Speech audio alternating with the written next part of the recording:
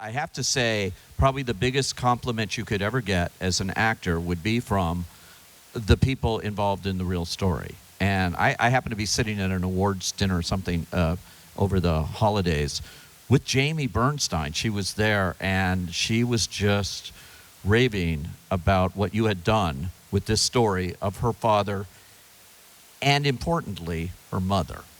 And, I'm thinking, wow, this must feel good to know that you have that kind of support and that kind of acceptance from the family. Oh, no question. I mean, they're tough cookies, too. they don't pull any punches at all. They're very much, I assume, what their father was like, and mother. Notoriously, their mother was like that. And it was a real experience to go through that with them. I remember the first time that I showed them the final version of the film in my house, and you've seen the movie? Most of you seen the movie? So, you remember this scene when they're playing the clapping song, and then he's hugging them, and the whole family's like huddled around together? I'm not kidding, Pete. So the movie ends, and I'm crying. We're all crying, and they all come around, and they're smaller than me, and we're all hugging, and we're in the exact same position as the film. And I remember thinking, it was very weird, and I felt like I was him. It was really, I'll never forget that moment. We had this incredible moment, and it just happened, and I'm just hugging them all. It was really, and that's just part of it. Lenny felt like he was with us the whole movie. It was, it was life-changing, and they are beautiful, Alex, Nina, and Jamie. Very special. I know I was at the Academy screening for it, moderating something there, and a friend of mine came up as a producer. He's produced a lot of movies, named Howard Rosenman, and he said, "Can you introduce me to Bradley at this moment?" He was in tears because he knew Leonard Bernstein when. He had an affair with him for quite a while. And so he did. You were very nice to him and things, and he later wrote an article about it, I believe in the Hollywood Reporter, about his experience and about what this movie brought back, which is what it's all about. When you're doing something like this, this, again, sort of came in a different way. This was going to originally be Martin Scorsese originally was going to make this movie. Is that right? I mean, I think it was way back, yeah. And then Steven Spielberg, and then it evolved into us doing it, yeah. Where you go, I'll do it. Yeah. Like, that's easy. I definitely didn't think it was going to be easy, but I did love the idea of playing a musician, a conductor. And you had always, when you were a kid, Yeah, I mean, like most kids, I found, more than I've talked to people, like, you start to conduct music, you pretend to. No? Everybody's like, not really, dude. But yeah, I was obsessed with it, and asked Santa Claus for a baton, and that's what I would do a lot as a kid. I told you I was shy, Pete. That's what I would do. And so, and even in like grad school, we had to write a monologue, and I made up about a conductor. I remember Ellen Burstyn came and did a workshop, and so it was always there. And so when this came around, it almost felt like I'm supposed to do this. That's what these projects really start to feel like, that there's something else. And if I'm just calm and open, it'll tell me what I'm supposed to do. And that's what this felt like. And then lo and behold, it became one of the most incredible experiences of my life. I did an interview the other day with Josh Singer, who co-wrote the screenplay with you and actually had started it all that long time ago. And he told me the whole evolution, and he told me the experience of working with you. And he said, first I thought, well, he's going to come in and he's going to get his own writer or something. And he said, no, he said, I want to work with you. And you two just got together and tried to tone it down, find the secret to the story. And for you, the story. Yeah, the story was their marriage. Yeah, it was this relationship. How did you come upon that? How did you know? All through research. I mean, it wasn't until... first I became intoxicated by the way they spoke. There's all these audio tapes, and there's this great audio tape of them regaling a group of people about their wedding night, and just the overlapping dialogue and the fact that they could finish each other's sentences and the melody with which they spoke. I just thought, well, this is what I want to be around, this family. I never wanted to leave this family. And then interviewing 30 or 40 people, they all said the same thing, that this couple, it wasn't Lenny and his wife, it's Lenny and Felicia. Lenny and Felicia walk in a room, oh my gosh, and you always wanted to go to the Dakota with Lenny and Felicia. And it just felt like this could potentially encapsulate this story in a way that if we write it to his music, it felt like that could be an unorthodox structure that could harness this incredible artist and his relationship with Felicia. And it wasn't one of those movies, and then I did West Side Story, and then I did this. You incorporate the music in scenes where really it's not. Well, hopefully it's the story, you know, his relationship to West Side Story, which was not at all the same.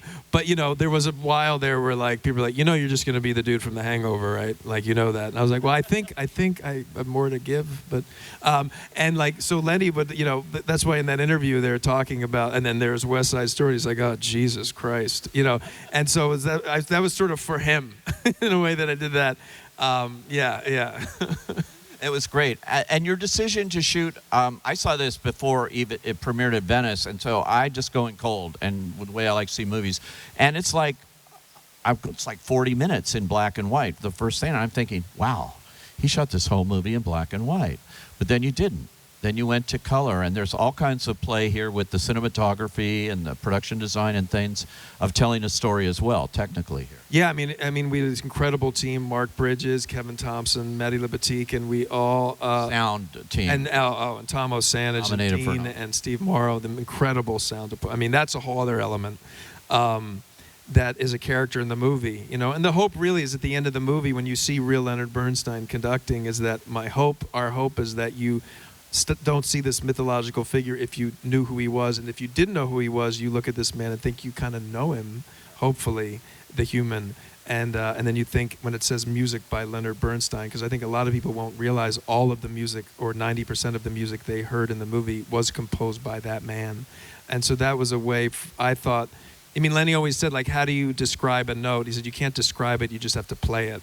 And that was the hope, is like, what can I possibly do that you would already have it by YouTubing Leonard Bernstein and seeing photographs? He's one of the most videoed and photographed musicians of all time. So there was no reason to make a sort of, I don't want to say standard biopic, because I don't even know what that means, but like chronicling his achievements. It's all there. Right. You can make a Senna-like documentary. But so what's the reason? It was like, well, maybe to try to unearth maybe who the human was that maybe we didn't see. That was the attempt. And to score it to his music so you still understand the contribution of his art. And so important to that was Carrie Mulligan's performance. The essential element. The absolute essential element. So much when Meryl Streep presented her an award at the Palm Springs Film Festival, and I was there, and I was just blown away by that. So I got a hold of the tape the next day and put it on Deadline, the entire speech of Meryl Streep. No less than her, who so understood this movie and understood that character and what she was, what Felicia was to Lenny in that marriage. It brings tears to your eyes to hear it described by another actor about another actor's performance there. Yeah, and it's worthy of it. I mean, Carrie Mulligan in this movie, she allowed us all to be bold cinematically because she was so able and dexterous to do things within the confines of one composition. I mean, that fight in Thanksgiving, it was my sort of dream to be able to shoot it that one shot, so the joke could happen with Snoopy. And the only reason, but I didn't even know if I was capable of doing that, and it was only because of her, the level of actor that she is, that we were able to do it. Yeah. It's true. Yeah. It's they've seen the film. If you haven't seen the film, it's on Netflix. Netflix produced this movie, made it possible, I guess, too. Absolutely. There is no movie if they hadn't given it a shot. And it was, not an easy sell. Like half it's going to be in black and white, like 35 millimeter black and white film, a 1:3 aspect ratio, about classical musician. It's like, yeah, absolutely. And Scott Stuber, we talked. This is like 5 years ago now. We talked. We had a talk, and he looked at me and he just said, "I believe in you, and let's go." And he never relented. And it's all. I thank you, Scott. Yeah. And then Keir Goldberg came on, who was incredible, and the whole team. And then I got to say, they're absolutely unbelievable. It's so supportive. The fact that we're here tonight, everything, it's really means a lot. And just before we wrap this up, I have to say your conducting since you were 6 years old or whenever it was really pays off. Finally, it came to some use. Because that scene in the church doing Mahler is like, it's just like, it's unbelievable. It really is. I mean, you just whip yourself up into a frenzy, and I know Bernstein did that. Yeah. I've seen him. And that was terrifying because, it was a key element in the movie, because if you don't see the joy that Lenny has in conducting at that moment, I don't understand why Felicia's even there, and then there's no movie, really, I think. And because we were recording it live, and by the way, the London Symphony Orchestra didn't need me there, but I did want to create an atmosphere where you'd see that communication that it's on. Because to me, when I go to watch classical music, I always love to sit where I could see the conductor, so it's almost like a profile 50-50, because I just love it. Looks like there's like a sound wave between the conductor and the orchestra, and I thought if we could just capture that, and then that one take, I felt like we did. And it was the one take I wasn't filled with fear, because all the other takes I had tremendous fear, and that was the one take. And I said a prayer to Lenny in front of everybody right before, which was also kind of vulnerable. And then there was that one. It just felt like we were communicating, and it was a wonderful moment for everybody, the crew too, because it was a very specific shot. Everybody was sweating to end it on her reveal of her shoulder. Everything. The timing had to be perfect. Amazing, amazing. Well, now.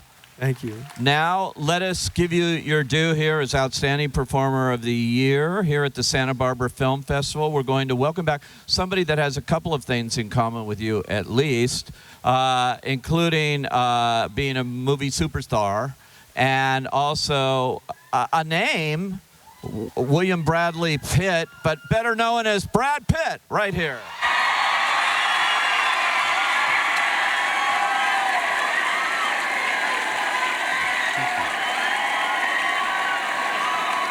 Thank you.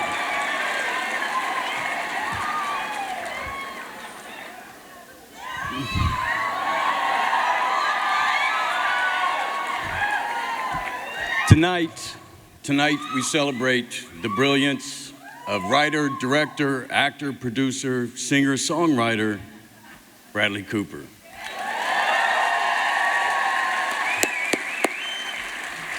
Now, the first time I saw Bradley, I said to myself, one day, I'm going to milk this guy for a free trip to Santa Barbara.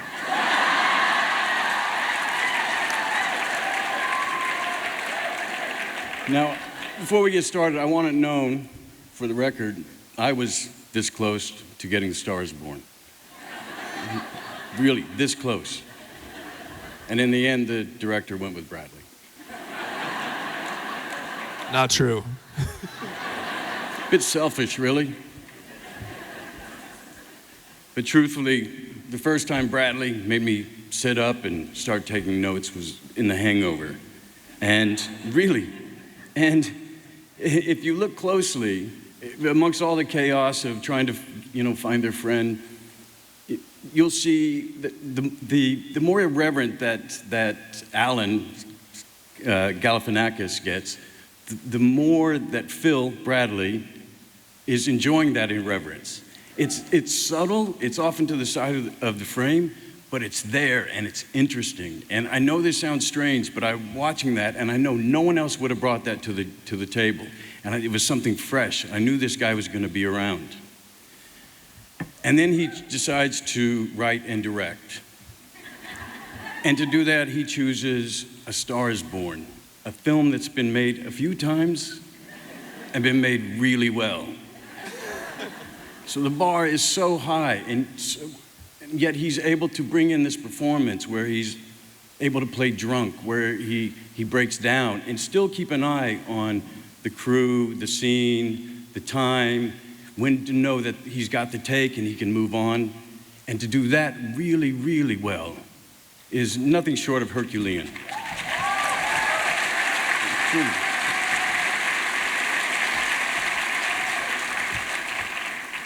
And Maestro.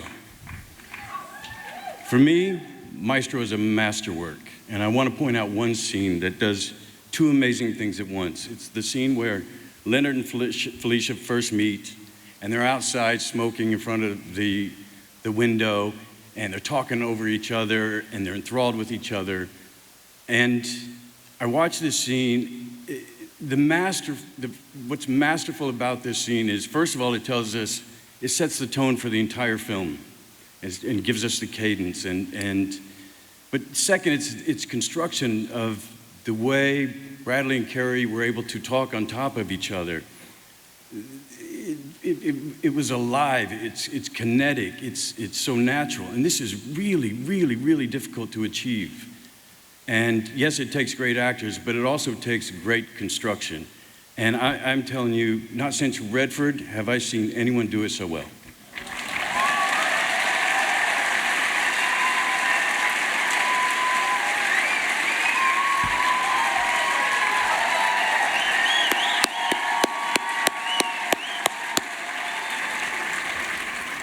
Now, I'm not going to say I know for certain what's at the heart of Bradley's brilliance, but I am going to take a stab at it. What I think it is, from knowing him a few years now, is his verve and his voracious love for this little thing we call the human experience. In all its struggles and joys and messiness, my man's in it. He doesn't run from any of it. And I think it's that he infused into each frame that he puts up on the screen. Either that or he's just manic. Okay, so Maestro's nominated for 7 Academy Awards. Bradley's nominated for 3, for producer, writer, actor. Apparently the movie directed itself.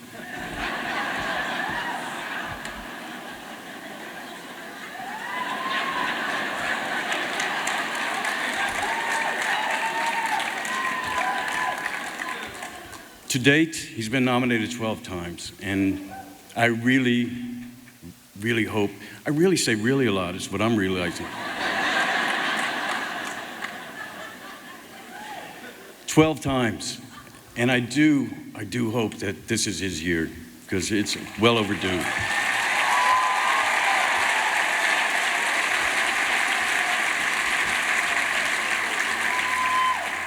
But if it's not, it's okay. Everyone knows it's just a matter of time. And truly, Bradley's okay. He's fine. He's used to it. He's a Philadelphia Eagles fan. Go Chiefs! Go Chiefs! Man, that's fucked up. It's my pleasure to present the Santa Barbara International Film Festival Performer of the Year to the one and only Bradley C. Cooper.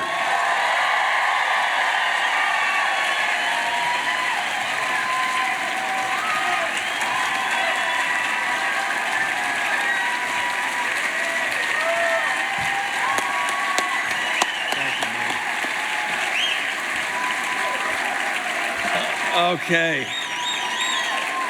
Thank you. Thank you. It's okay. Thank you. Thank you. Roger, thank you. Thank you so much for this night, Roger. And Pete, I never would have thought the first time we met, I don't know, it was either like Silver Line, I don't know when was the first that I would ever be here doing a retrospective of work I've done with you tonight. It's kind of mind-blowing. Carrie, thank you for coming here. I know it wasn't easy to come here, and you did it, and it's just one of the many examples of your generosity to our film and to our friendship. And Brad, I didn't like what you said there at the end. I didn't like that at all. But if you told me when I was watching Thelma and Louise that Brad Pitt is gonna give you an award, I'd be like, that dope I'm smoking at 12 is crazy.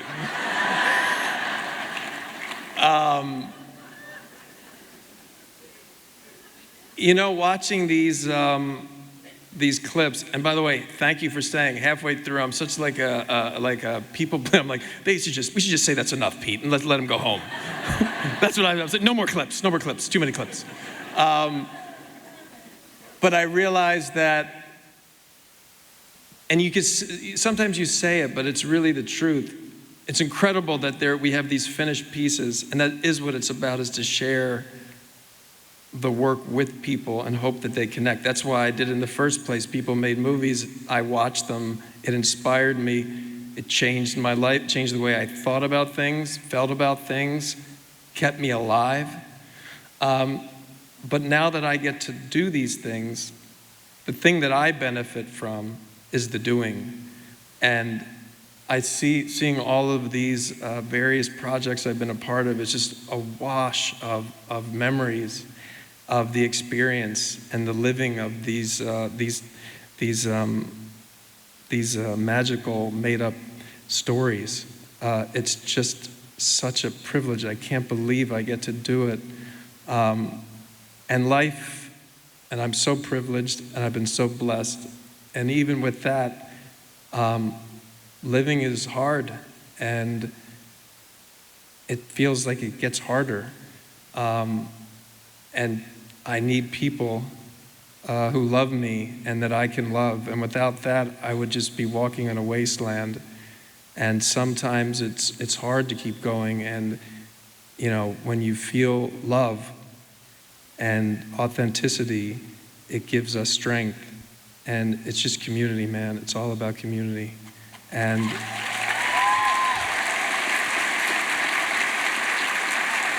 I know that without community, I would never attempt to achieve the things that I've attempted without people that have believed in me in ways that I never believed in myself. Maybe I had an inkling of it, but I never thought to even give it a voice because I would be too embarrassed to even think it. But to have people say, no, actually, you know, Bob, I see it, you know. So gosh, if you feel that way about anybody, please tell them. Please tell them. Because you never know what's possible. I never would have said this kid growing up in Rydell, Pennsylvania, who was, you know, terrified at his 5th grade presentation with the board, and he was shaking, the board was shaking, he was so nervous, would be here doing a retrospective of his work. I mean, it's just absolutely incredible, and it's only the result of me being so blessed to be with people, and I can list 50 of them right now who believed in me and gave me a chance. So let's do that for other people, right? Thank you. Thank you.